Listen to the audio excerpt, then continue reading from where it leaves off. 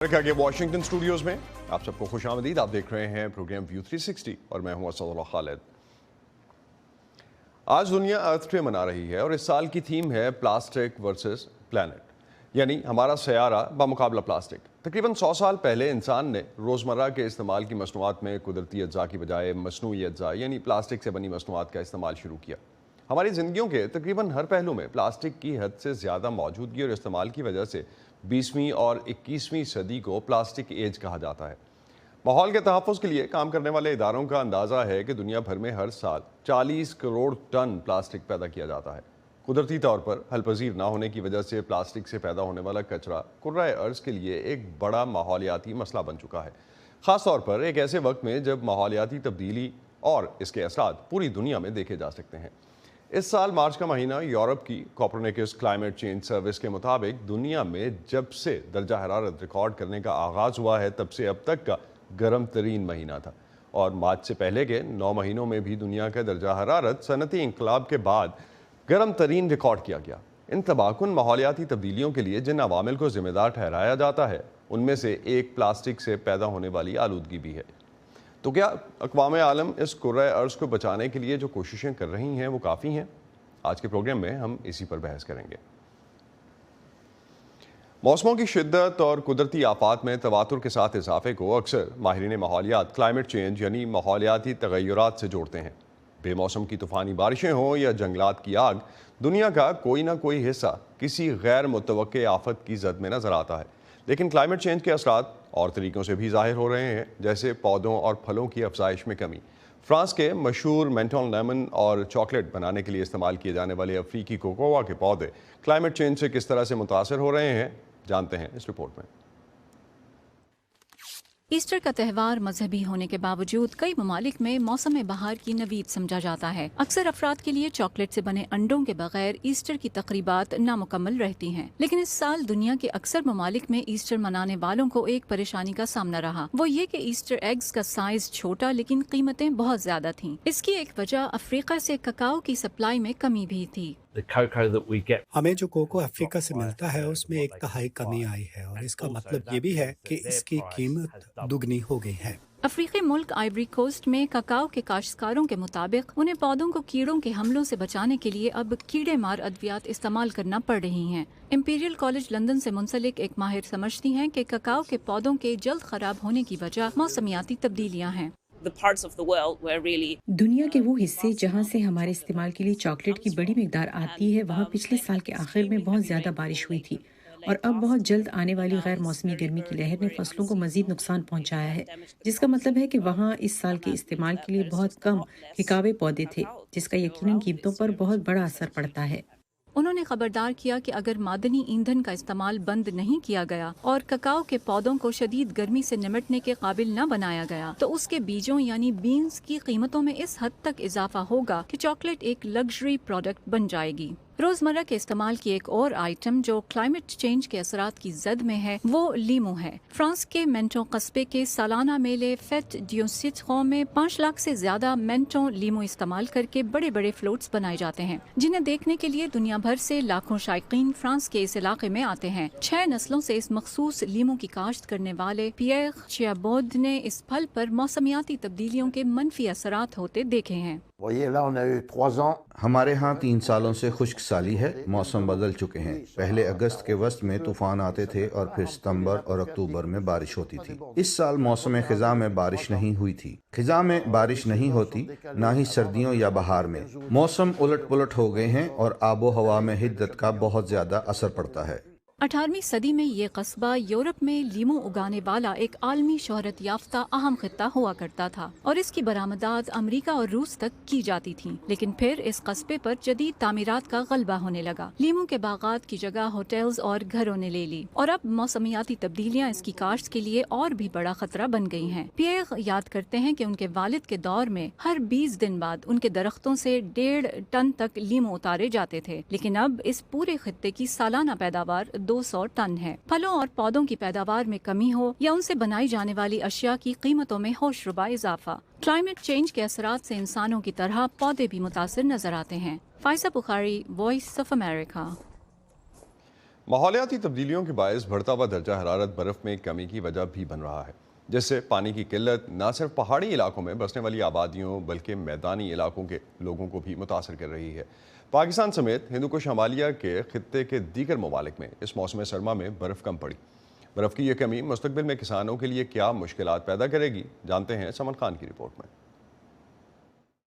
اس سال ہندو کش اور ہمالیہ کے پہاڑی سلسلے میں برف دیر سے اور معمول سے کم پڑی ہے، تو اس سے ہونے والی پانی کی قلت کا سامنا لاہور یا کراچی میں بیٹھے ہمیں کیوں ہو سکتا ہے بھلا؟ یا یوں کہہ لیجئے کہ کراچی کی ہیٹ سٹروک سے لاہور والوں کو کیا مطلب، یا پھر لاہور میں مانسون کی بارش اگر نہیں برسی تو اس سے تھر میں بسنے والوں کو کیا لینا دینا؟ تو سن لیجئے جناب کہ لینا دینا تو ہے، کیونکہ موسم شہروں کی حدود دیکھتا ہے نہ ہی ملکوں کی سرحدیں۔ یہ جب بدلتا ہے تو پاکستان ہو، بھارت یا خطے کے دیگر ممالک سب کو ہی اپنی لپیٹ میں لے لیتا ہے۔ اب 2023 کے اواخر اور 2024 کے اوائل کی سردیوں کو ہی دیکھ لیجئے۔ شمالی علاقہ جات میں جہاں برف باری نومبر دسمبر میں ہی شروع ہو جاتی تھی، اس بار کہیں جنوری کے آخر اور کہیں فروری میں برف پڑی۔ یہاں یہ سمجھنا ہوگا کہ برف باری کے دیر سے ہونے یا کم ہونے سے مسئلہ کیا ہے۔ اس خطے میں اگر ہم دوسرے ملکوں سے موازنہ کریں، جیسے کہ بنگلہ دیش، انڈیا کا بڑا حصہ، نیپال، ان کی زیادہ تر ڈیپینڈنٹ پانی کے لیے مونسون کے موسم میں ہوتی ہے، جبکہ پاکستان کا 80% پانی جو ایگریکلچر کے لیے ہے وہ گلیشیئرز اور سنو سے آتا ہے، جبکہ 20% کے قریب جو ہے اس کا کنٹریبیوشن مونسون کے موسم سے اور مونسون کی بارشوں سے ہے۔ گلگت بلتستان کے جو گلیشیئرز ہیں annually 50.5 billion cubic metres of water دیتے ہیں ٹو ریور انڈس۔ اس 72% آف واٹر کے اوپر ہمارے ملک کا 40% آف ہائیڈرو پاور اور 70% آف ایگریکلچر ڈیپینڈ کرتا ہے۔ یعنی کم برف باری کا اثر پانی سمیت خوراک اور توانائی کی دستیابی پر بھی ہو سکتا ہے۔ اب آتے ہیں برف باری میں ہونے والی کمی کی طرف۔ Environmental protection agency Gilgit Baltistan کے گزشتہ 30 سال کے ریکارڈ کے مطابق علاقے کا درجہ حرارت 0.45 ڈگری بڑھا ہے، جبکہ بارشوں اور برف باری میں 8.4 ملی میٹر کمی آئی ہے۔ برف باری جو پہلے اکتوبر کے آخر یا نومبر کے شروع میں ہی ہو جاتی تھی، وقت کے ساتھ ساتھ جنوری سے فروری میں شفٹ ہوئی اور اس سال تو کہیں کہیں مارچ میں بھی برف پڑی۔ سیٹلائٹ کی مدد سے لی گئی اس تصویر میں بخوبی موازنہ کیا جا سکتا ہے کہ جنوری 2023 اور جنوری 2024 کے صرف کالام کے پہاڑی سلسلے میں پڑنے والی برف باری میں کتنا فرق رہا۔ پہلے ہماری جو سنو فال ہوتی تھی وہ اکتوبر کے اینڈ میں یا نومبر میں، اس کے بعد ان کو elongated ونٹرز ملتے تھے، تو پھر وہ سنو جا کے آئس میں کنورٹ ہو جاتی تھی، تو پھر وہ گلیشیئرز بنتے تھے، گلیشیئرز کی ایکسپینشن ہوتی تھی۔ پھر اس کے بعد جب یہ سمر سٹارٹ ہوتے تھے تو اس کی ایک گریجول میلٹنگ ہوتی تھی۔ اب ایسا نہیں ہو رہا، سنو کو آئس میں کنورٹ ہونے کا ٹائم نہیں ملتا۔ اس کے بعد جیسے ہی 1-2 دن کی ہیٹ ویو آتی ہے وہ ایک دم میلٹ ہو جاتی ہے اور پھر وہ ایک ڈیزاسٹر کی شکل میں نیچے کمیونٹی کو افیکٹ کرتی ہیں۔ موسمیاتی تبدیلیوں کے یہ اثرات صرف پاکستان تک محدود نہیں، بلکہ بھارت اور نیپال سمیت ہندو کش ہمالیہ کے دیگر ممالک بھی اس سے متاثر ہوئے ہیں۔ کشمیر ہے، اتراکھنڈ ہے، ہماچل ہے، وہاں پہ جو کھیتی ہوتی ہے، کھیتی میں مکھیہ پاک فروٹس ہوتے ہیں۔ دسمبر جنوری میں that is the flowering season, مطلب تب سیب کے پھول آتے ہیں، تو وہ سیزن میں جو برف گرتی ہے اس کی وجہ سے، ٹھنڈ کی وجہ سے، اور جو برف جمع ہوتی ہے پیڑ کے اوپر اس کی وجہ سے پھول آتے ہیں، اور وہی پھول بعد میں پھل دیتے ہیں ہم کو۔ لیکن ابھی اس بار جو پرابلم ہوا کہ برف باری نہیں ہوئی دسمبر جان میں، تو اس کی وجہ سے کھیتی میں کھیڈوت ہے، ایگریکلچر والے، ان لوگوں کو پاک بہت کم ہونے والا ہے۔ دوسرا، عام لوگوں کو، عام پبلک کے لیے سیب بہت ہی مہنگا ہو جائے گا، کیونکہ جیسے ریگولر ڈیمانڈ سے 30-40% پروڈکشن ہوا ہے تو سیب بہت ہی مہنگا ہو جاتا ہے۔ It's not like my problem or your problem. یہ صرف میرا یا آپ کا مسئلہ نہیں ہے، پورا خطہ اس مسئلے سے دوچار ہے۔ چونکہ ہمالیہ کی برف پورے ایشیا کا واٹر ٹاور ہے تو ہمیں پورے خطے سے متعلق سوچنا ہوگا۔ ماہرین کہتے ہیں کہ موسم کی یہ تبدیلی ان کے لیے بھی نہیں ہے، اس لیے اس کے اثرات کے بارے میں ابھی کچھ نہیں کہا جا سکتا۔ نیچر کو تو پولیٹیکل بارڈرز نہیں پتہ ہے، لیکن ہم لوگ سب دیش ساتھ میں مل کے کچھ کانفرنس کرے اور ڈیسیزن لے اور اس کے حساب سے سب فالو کرے، तो ओवरऑल सबके लिए अच्छा रहेगा। तो अब हमारे करने के काम ये है कि आलूदगी फैलाने में कम से कम हिस्सा डालें, दरख्तों की कटाई से ज़्यादा शजरकारी करें और पानी ज़ाया ना करें बल्कि हिसाब से इस्तेमाल करें, क्योंकि माहौल साफ़ होगा तो ज़िंदगी में आराम होगा। समन Khan, voice of America, Lahore. हालिया चंद बरसों में पाकिस्तान शदीद मौसमियाती तब्दीलियों का शिकार रहा है, जो हमारी ज़मीन के लिए ख़तरे की वजह है। इन तब्दीलियों की वजह से मुल्क के सबसे बड़े और पसमानदा सूबे बलूचिस्तान में जहाँ जानी नुकसानात हो रहे हैं, वहीं ज़राअत का शोबा भी बुरी तरह से मुतासर हुआ है। कोयटा से मुर्तज़ा ज़ाहरी की रिपोर्ट। हन्ना ओडुक के एक किसान अब्दुल्ला फिक्रमंद हैं कि इनकी मेहनत रायगा जा रही है। इसकी वजह बेवक्ती बारिशें हैं, जिससे बादाम, सेब, खुबानी और दीगर फलों के दरख्त तबाह हो गए हैं। यहाँ पे जो है सबसे पहले जलाबारी हुआ है, सेब को जो है ना तो ख़राब किया है ना, जरदालू है, संतरोज़ा है, इस तरह बादाम है, ये तो मुकम्मल ख़त्म हुए हैं। ये तो बिल्कुल नुकसान है ना, बागात का भी बहुत नुकसान हुआ है। हालिया दिनों में मौसम में आने वाली अचानक तब्दीली ने अब्दुल्ला खान को चौंका दिया है। बचपन से यहाँ पे बागबानी कर रहे हैं ना, हमने तकरीबन ऐसे सैलाब देखा ही नहीं है। 5-6 साल पहले जो इस टाइम था, हम लोग बिल्कुल पंखे चला रहे थे कमरों में। इस दफ़ा जो है अभी तक हम लोगों ने हीटरें बंद नहीं किया। बिल्कुल इस तरह मौसम हम लोगों ने ज़िंदगी भर में भी नहीं देखा था। ये मसला सिर्फ अब्दुल्ला का नहीं, बलूचिस्तान के तकरीबन हर किसान की यही कहानी है। यहाँ पे हमने ये सोलर यहाँ पे लगाया था, ट्यूबवेल लगाए थे और क्या नाम है बोरिंग लगाए थे। ये सब पे जब पानी आ गया, सैलाब आ गया, तकरीबन 25 लाख का तकरीबन इन्होंने मेरा सिर्फ सोलर और वो क्या नाम है बोरिंग का नुकसान करा दिया। पिछले चंद बरसों में पाकिस्तान शदीद मौसमियाती तब्दीलियों का शिकार है। इस सूरत-ए-हाल से बलूचिस्तान भी बुरी तरह मुतासिर हुआ है। कुदरती आफात से निमटने वाले इदारे PDMA की रिपोर्ट के मुताबिक साल 2022 के तबाहकुन सैलाब से सूबे में 5,90,000 एकड़ अराजी पर कड़ी फसलों को नुकसान पहुंचा और रवा साल भी सूरत-ए-हाल इससे कुछ मुख्तलिफ नहीं। बलूचिस्तान में पिछले साल में आपने देखा है कि इतनी बारिशें थी जिससे इंफ्रास्ट्रक्चर बिल्कुल तबाह हो गया और उसकी तबाही की वजह से अभी तक मेरा किसान खुशहाल नहीं हो सका था, अपने सिस्टम को वो बहाल नहीं कर सकता, अपनी ज़मीनें आबाद नहीं कर सका था कि दोबारा बारिशों का सिस्टम शुरू हो गया। माहिरीन का ख्याल है कि अगरचे गैर मुतवक्के और ज़्यादा बारिशें खुश्क आब हवा वाले सूबे के लिए फ़ायदा मंद हो सकते हैं, लेकिन अक्सर ये बारिशें सैलाब का बायस बनती हैं, जिससे इंसानी हलाकतों के अलावा ज़राअत का शोबा भी मुतासिर हो रहा है। वो इलाके जिनमें पहले बारिशें कम हुआ करती थी, अब क्लाइमेट चेंज की वजह से शायद ज़्यादा हों, और वो इलाके जहाँ पे कहाँ बारिश ज़्यादा थी वो कम हो। ये डिफरेंस आ सकता है कुछ इलाकों में। अगर हम कोयटा की एग्जांपल ले लें, एक तो मौसम आगे चले गए। जो बाहर का मौसम हम समझते थे कि 15 फरवरी से शुरू होता है, अब हमें लग रहा है कि अप्रैल में आके, तो मौसम के आगे जाने से ये इसके असरात नेगेटिव पड़ रहे हैं। सूबाई हुकूमत मुस्तकबिल में मौसमियाती तब्दीली के असरात से निमटने के लिए एक जामे पॉलिसी बनाने पर काम कर रही है। इब्तदाई दिन है हुकूमत के, अब उसके लिए एक पॉलिसी फ्रेम होनी है क्लाइमेट चेंज के लिए, और वो मुतल्लिका जो डिपार्टमेंट्स हैं उनके साथ जब लाइज़ॉन होगा और उसके बाद वो पॉलिसी सामने आएगी कि CM साहब के जहन में क्लाइमेट चेंज के हवाले से क्या चीज़ हैं। चूँकि एक इनिशियल स्टेटमेंट उन्होंने पॉलिसी स्टेटमेंट दिया है, उसमें वो हमारी तरजीहात में शामिल है, तो मेरा ख्याल है क्लाइमेट चेंज के लिए पॉलिसी आएगी, लेकिन उसके लिए थोड़ा आपको इंतज़ार करना पड़ेगा। अब्दुल्ला खान को तशवीश है कि वो अब अपने तबाहशुदा बाग को दोबारा इस काबिल बनाएं कि इसके दरख्त फल देने के काबिल हों। इसमें तकरीबन 1 दिहाई का अरसा लग सकता है। ये जब हम लोगों को जो जितने दरख्त लेंगे, ये जब वापस इसको लगाएंगे, फिर इसको जो तकरीबन 6-7 साल के बाद फसल शुरू करेगा, फसल के बाद फिर 2-3 साल में सही होएगा, जब बड़ा होएगा तकरीबन 12 से 15 साल इसमें लगेगा। अब्दुल्ला खान और उन जैसे दीगर काश्तकारों का हुकूमत से मुतालबा है कि वो बेवक्ती बारिशों से होने वाले इनके नुकसानात का अजाला करने के लिए इक़दामात उठाएं, जबकि माहौलियात के माहिरीन ने हुकूमत पर जोर दिया है कि वो बलूचिस्तान के लिए क्लाइमेट चेंज से निमटने के लिए तरजीहाती बुनियादों पर पॉलिसी का ऐलान करे। Murtaza ज़हरी, voice of America, Quetta. माहौलियाती तब्दीलियों का जिन ममालिक पर सबसे ज़्यादा असर हो रहा है, उनमें पाकिस्तान सर फहरिस्त है। किस हद तक पाकिस्तान अपनी मदद आपके तहत अपने आप को बचा सकता है, इस पर बात करते हैं। टफ यूनिवर्सिटी से डॉक्टर हसन खान हमें ज्वाइन कर रहे हैं। हसन, बहुत शुक्रिया आपका।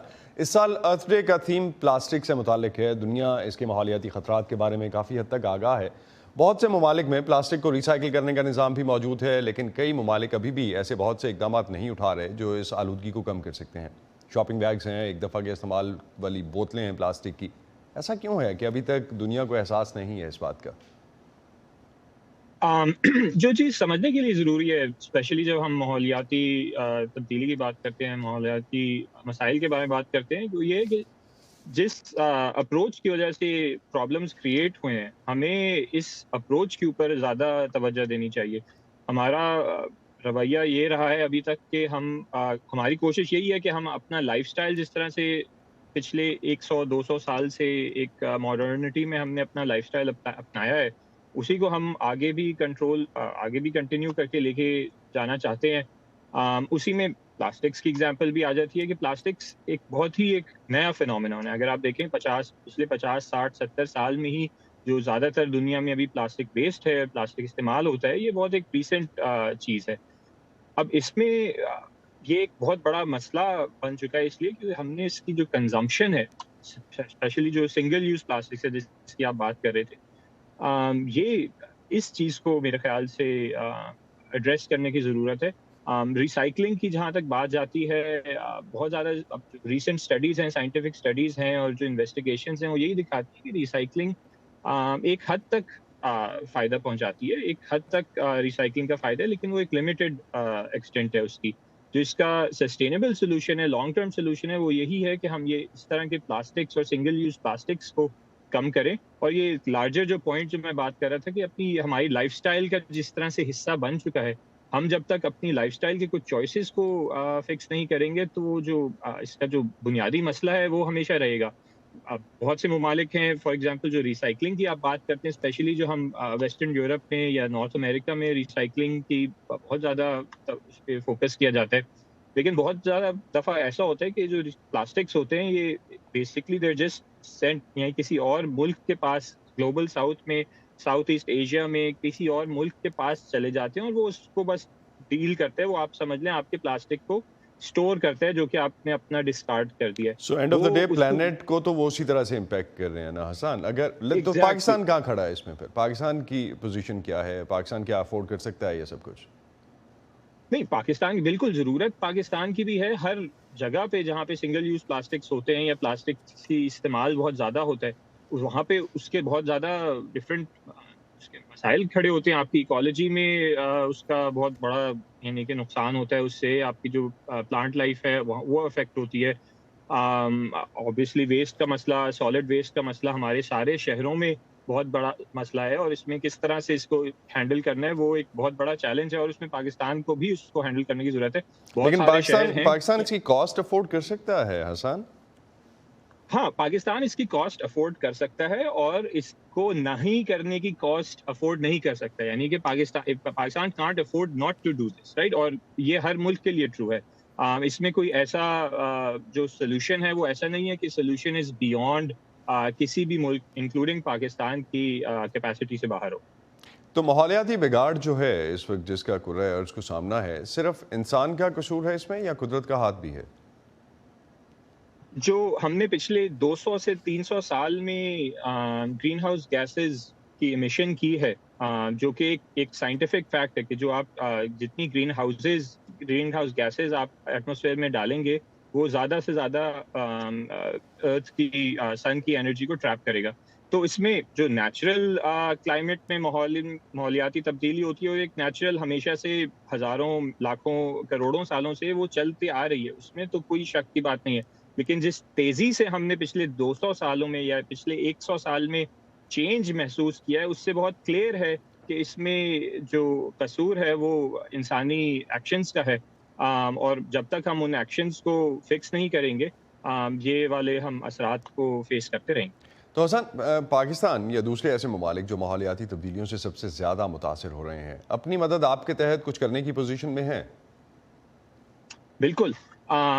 اس میں آپ جب بھی کلائمیٹ چینج کے بارے میں بات کرتے ہیں، ماحولیاتی تبدیلی کے بارے میں بات کرتے ہیں، two sides of the coin یا دو چیزوں کے بارے میں سوچنا ضروری ہوتا ہے۔ ایک ہوتا ہے میٹیگیشن اور ایک ہوتا ہے ایڈپٹیشن۔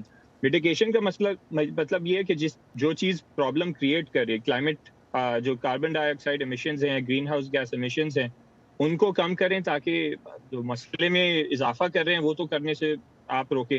پھر دوسرا جو حصہ ہے جس کی میں بات کی تھی ایڈپٹیشن، کہ اب جب مسئلہ آ چکا ہے، اب کلائمیٹ چینج کوئی فیوچر کا مسئلہ نہیں ہے، کلائمیٹ چینج آج کا مسئلہ ہے. ہمیں آج اس طرح کے ہیٹ سٹروکس اور فلڈنگ اور کہ ایگریکلچر میں ہماری کمی جو ہو رہی ہے وہ ہمیں آج اس کو فیس کرنا ہے. تو ایڈپٹیشن کا مطلب یہ ہے کہ اب ہم کون سے اقدامات لے سکتے ہیں اس کو فیس کرنے کے. تو ہم فلڈز بھی فیس کر رہے ہیں، ہیٹ ویوز بھی فیس کر رہے ہیں، ہمیں تو اس کو ایڈریس کرنا ہے. اور پاکستان نہیں، ہر دنیا کے ہر چھوٹے ملک کو اور یا جس نے کنٹریبیوٹ نہیں بھی کیا اس کو فیس تو یہ کرنا ہے.